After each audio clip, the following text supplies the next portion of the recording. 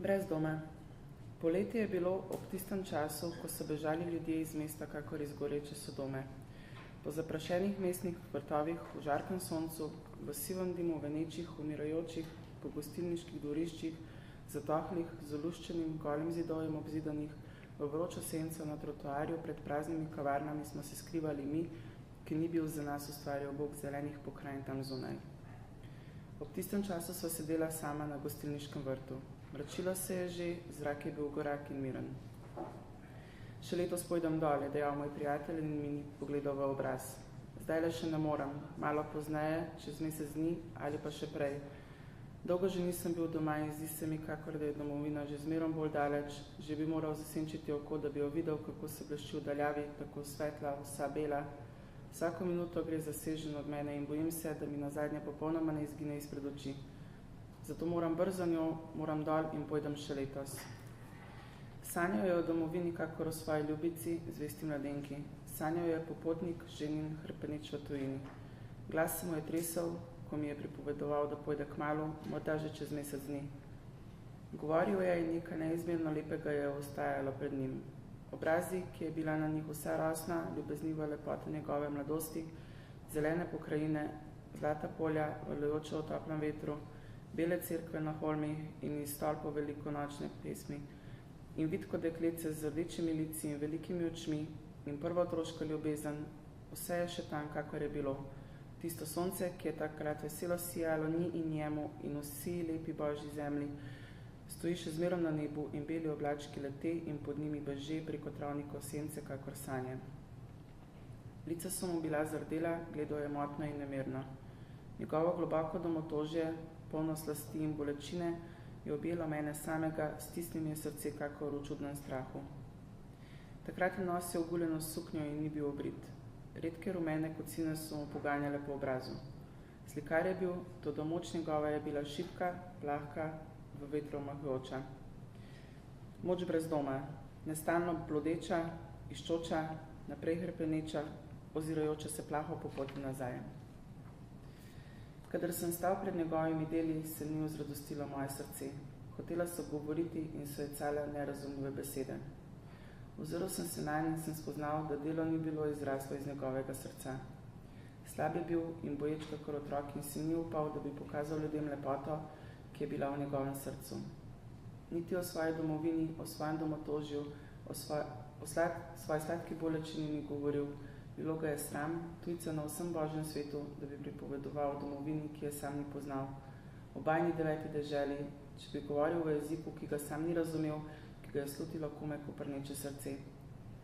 Mislil je tuje misli in stvarjal tuje dela po tujih zapovedih. Sam sebi tujec.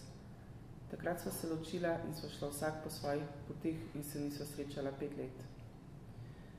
Kakor pred 5 leti je bil, samo da je nosil dostojno suknjo in skrbno počesano, nekoliko redko brado. Dokopal se je bil do belega kruha.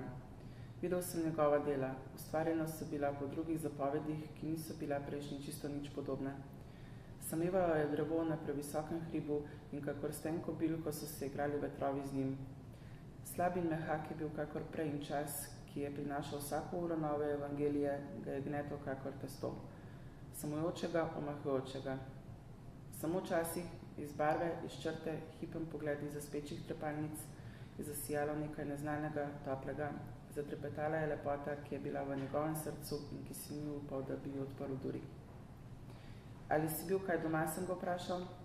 Ozrl se je z nemirnim pogledom v stran je zardel. Ne še. In nato je nadaljeval hitro in z istim trepetajočim glasom, kakor pred 5 leti. Letos pojdem, zdaj le še ne moram, ampak čez mesec dni ali pa še prej. Čas je, tako daleč se mi zdi, da je domovina že od mene in bojim se, da mi naposled popolnoma ne izgine izpred oči. Letos pojdem. Na ustnicah sem mu videl in v očeh in slišal sem iz glasu njegovega, kako je glodalo o njem globoko domotožje, slasti in bolečine polno.